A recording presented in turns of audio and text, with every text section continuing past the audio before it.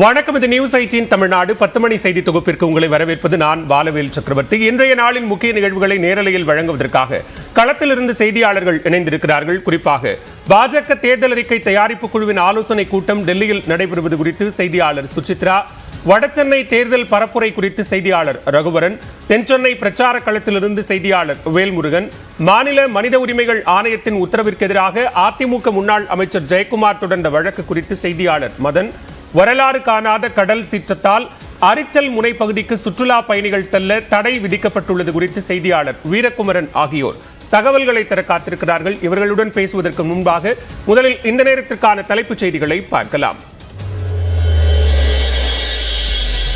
கச்சத்தீவை இலங்கைக்கு கொடுத்த விவகாரத்தில் திமுக இரட்டை வேடம் என பிரதமர் நரேந்திர மோடி குற்றச்சாட்டு. ஏழை மீனவர்கள் பாதிக்கப்படும்படி நடந்து கொண்டதாகவும் செய்தியை மேற்கோள் காட்டி எக்ஸ் பதிவு.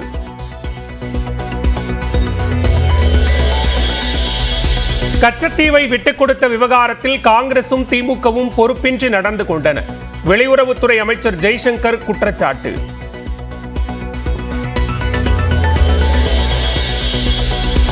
ஆயிரத்து 1974 ஆண்டு கச்சத்தீவு கொடுக்கப்பட்டதை பிரதமர் மோடி இப்பொழுது ஏன் கிளப்புகிறார் என முன்னாள் அமைச்சர் ப. சிதம்பரம் கேள்வி. கச்சத்தீவை கொடுத்து 6 லட்சம் இலங்கை தமிழர்களுக்கு புதுவாழ்வு தந்தவர் இந்திரா காந்தி என விளக்கம்.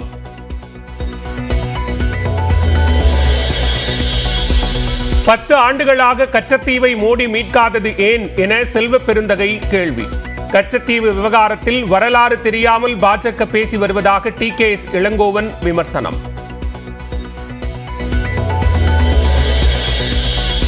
கச்சத்தீவு விவகாரத்தை 10 ஆண்டுகளாக பிரதமர் மோடி பேசாதது ஏன் என சுபவீர பாண்டியன் கேள்வி. பிரதமர் தான் இரட்டை வேடம் போடுவதாகவும் பதிலடி. இதில் திமுக இரட்டை வேடம் போடுகிறது என்று சொல்லுகிற பிரதமர் எந்த ஒரு ஒற்றை வேடத்தை எப்போது போட்டிருக்கிறார் என்று சொல்ல வேண்டும். இன்றைக்குத்தான் கச்சத்தீவு தாரை வார்க்கப்பட்டது பிரதமர் மோடி அவர்களுக்கு கனவிலே வந்து தெரிந்ததா? 10 ஆண்டுகளாக ஒன்றிய அரசின் பிரதமராக இருக்கிற போது கச்சத்தீவு பற்றி ஒரு நாளும் பேசவில்லையே, என்ன காரணம்? ஒரே நாளில் சவரனுக்கு 680 ரூபாய் உயர்ந்து புதிய உச்சம் தொட்ட ஆபரண தங்கம். ஒரு சவரன் 51,640க்கும் 1 கிராம் 6,455 ரூபாய்க்கும் விற்பனை.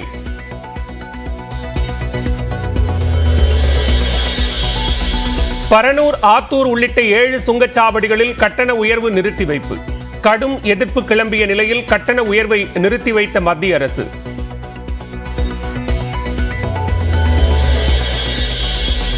இன்று முதல் புதிய வருமான வரி திட்டமே நடைமுறையில் இருக்கும் என வந்த தகவல் உண்மை இல்லை.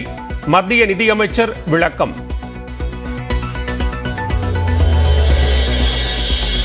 எதிர்க்கட்சிகளை பழிவாங்கும் மோடியின் செயல்பாடுகளால் இந்தியா கூட்டணியின் வலிமை அதிகரித்திருப்பதாக ஸ்டாலின் பேச்சு.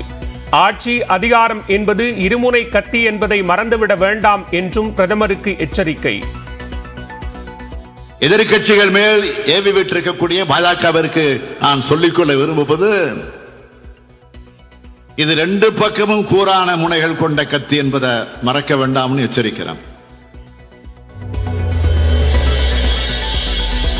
பாஜகவை கண்டு அச்சப்பட வேண்டிய அவசியம் அதிமுகவிற்கு இல்லை என சிதம்பரம் பரப்புரை கூட்டத்தில் இபிஎஸ் பேச்சு.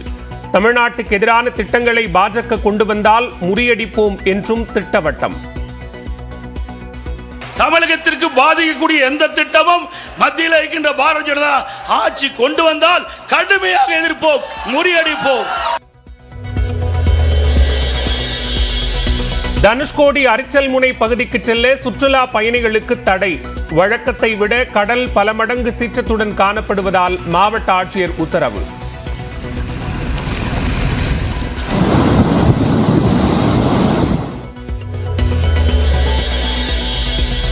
மேற்கு வங்கத்தில் ஜல்பைகுரி பகுதியில் கனமழையுடன் சுழற்சி அடித்த சூறாவளி.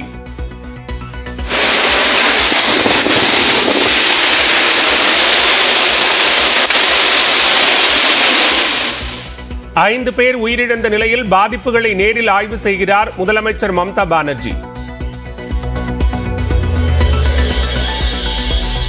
எடப்பாடி பழனிசாமியுடன் தான் கைகோர்த்து செயல்படுவதாக கூறுவது தவறான குற்றச்சாட்டு என முதலமைச்சர் மு க ஸ்டாலின் விளக்கம். அதிமுகவை தாங்கள் திராவிட கட்சியாகவே நினைப்பதில்லை என்றும் நாளிதழுக்கு பேட்டி. டெல்லி அணிக்கு எதிரான IPL லீக் ஆட்டத்தில் சென்னை சூப்பர் கிங்ஸ் அணி தோல்வி. தோனி 3 சிக்சர் 4 பவுண்டரி விளாசிய போதும் 20 ரன்கள் வித்தியாசத்தில் டெல்லி வெற்றி. சென்னையில் வர்த்தக பயன்பாட்டிற்கான சிலிண்டர் விலை ₹30.50 குறைப்பு. 1930 ரூபாய்க்கு விற்பனை.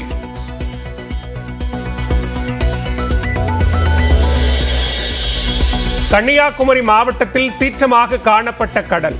மண்டைக்காடு, இரமைன்துறை உள்ளிட்ட கடற்கரை கிராமங்களுக்குள் கடல் நீர் புகுந்ததால் மீனவர்கள் போராட்டம்.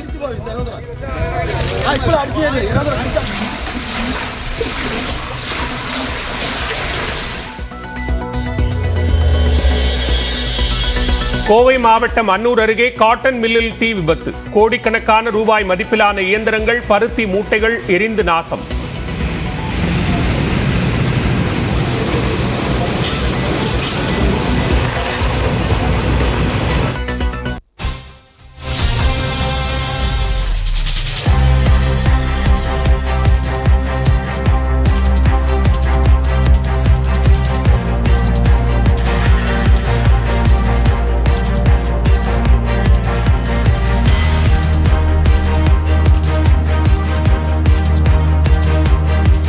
தற்போதைய அண்மை செய்தியை பார்த்துக் கொண்டிருக்கிறோம். தமிழ்நாடு அரசுக்கு தெரிந்தே கச்சத்தீவு தாரை வார்க்கப்பட்டதாக வெளியுறவுத்துறை அமைச்சர் ஜெய்சங்கர் பகிரங்க குற்றச்சாட்டை முன்வைத்திருக்கிறார்.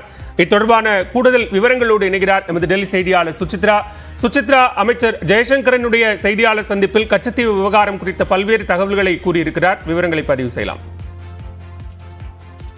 கச்சத்தீவு விவகாரத்தை பொறுத்தளவில் திமுகவும் காங்கிரசும் இணைந்தே உண்மைகளை மூடி மறைத்துள்ளதாக மத்திய வெளியுறவுத்துறை அமைச்சர் ஜெய்சங்கர் தற்பொழுது குற்றச்சாட்டை முன்வைத்திருக்கிறார். கடந்த 1960 மற்றும் 60களிலிருந்து இந்த கச்சத்தீவினுடைய விவகாரமானது குடுவைக்க தொடங்கியது என்றும், அப்பொழுது அரசினுடைய பொறுப்பில் இருந்த நேரு மற்றும் இந்திரா காந்தி உள்ளிட்டோர் இந்த கச்சத்தீவு விவகாரத்தை பொறுத்தளவில் அலட்சியமாகவே அவர்கள் செயல்பட்டுள்ளார்கள் என்ற ஒரு குற்றச்சாட்டையும் தற்பொழுது மத்திய அமைச்சர் ஜெய்சங்கர் தற்பொழுது முன்வைத்துள்ளார். இந்த விவகாரத்தை பொறுத்தளவில் கடந்த 1974ஆம் ஆண்டு இந்த தீவானது வழங்கப்பட்டதற்கு முக்கிய காரணம் திமுகவும் காங்கிரஸ் தான் என்றும், அப்போதைய பிரதமராக இருந்த ஜவஹர்லால் நேரு கச்சத்தீவை ஒரு சிறிய தீவு என்றும் அது ஒரு முக்கியமான தீவு அல்ல என்ற ஒரு கருத்தை குறிப்பிட்டுள்ளார் என்று ஆவணங்களை காட்டி தற்பொழுது மத்திய அமைச்சர் ஜெய்சங்கர் தற்பொழுது தெரிவித்துள்ளார். மேலும் இந்த விவகாரத்தில் வேண்டுமென்றே அனைத்து தகவல்களுமே கச்சத்தீவு விவகாரம் தொடர்பாக மத்திய அரசிடம் இருந்து தமிழ்நாட்டினுடைய முதல்வருக்கு வழங்கப்பட்டிருந்த போதும் ஏற்கனவே ஓராண்டு காலத்திற்கு, அதாவது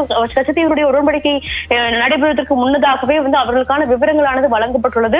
மத்திய அரசினுடைய இந்த கச்சத்தீவை வழங்கும் திட்டத்திற்கு தமிழ்நாடு மாநில முதல்வர் கருணாநிதியும் தற்பொழுது ஒத்துழைப்பை வழங்கியுள்ளார் என்ற ஒரு உண்மையும் தற்பொழுது ஆவணங்கள் மூலமாக வெளிவந்துள்ளது. எனவே அவர்கள் செய்த தவறுக்கு அவர்கள் தான் பொறுப்பேற்க வேண்டும் என்ற ஒரு கருத்தை தற்பொழுது மத்திய அமைச்சர் முன்வைத்துள்ளார். மீனவர்களுடைய வாழ்வாதாரமானது பாதிக்கப்பட்டதற்கு யார் காரணம் என்பதை இந்த ஆவணங்களானது விளக்கியுள்ளது என்ற ஒரு தகவலையும் தற்பொழுது ஜெய்சங்கர் தன்னுடைய பேட்டியில் குறிப்பிட்டுள்ளார். காங்கிரசும் திமுகவும் அவர்களுடைய தவற்றை அவர்கள் ஒப்புக்கொள்ள வேண்டும் எனவும், பல்லாயிரக்கணக்கான மீனவர்கள் கைது செய்யப்படுவதற்கு அவர்கள்தான் காரணம் என்ற ஒரு குற்றச்சாட்டையும் தற்பொழுது ஜெய்சங்கர் தற்பொழுது தன்னுடைய அந்த பேட்டியின் பொழுது முன்வைத்துள்ளார். பாலா, சுசித்ரா, அதே நேரத்தில் தமிழ்நாடு அரசுக்கு மீனவர்கள் விவகாரம் குறித்து தான் மிக அதிக அளவில் கடிதம் எழுதியதாகவும் ஜெய்சங்கர் குறிப்பிட்டிருக்கிறார். அந்த விவகாரம் என்ன?